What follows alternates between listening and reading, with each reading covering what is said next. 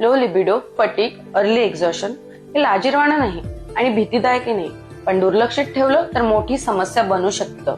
सध्याच्या IT वर्ल्डच्या जगामध्ये regular mobiles, laptops याच्यामुळे इन्फर्टिलिटी मधील जो लिडिंग इश्यू आहे स्पर्म काउंट, त्याचाही खूप मोठा रोल आहे.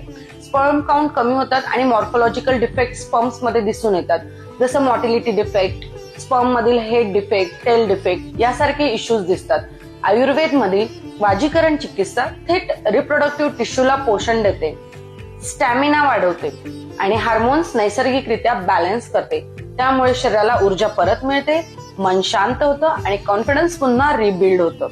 सेक्शुअल विकनेस, कमी स्टॅमिना किंवा फटीग जर जाणवत असेल आणि इन्फर्टिलिटीचा प्रॉब्लेम असेल तर वेदिका आयुर्वेद विमाननगर पुणे येथे भेट द्या किंवा तुम्ही ऑनलाईन कन्सल्टेशन घेऊनही प्रॉपर आयुर्वेदिक मार्गदर्शन मिळवू शकतात.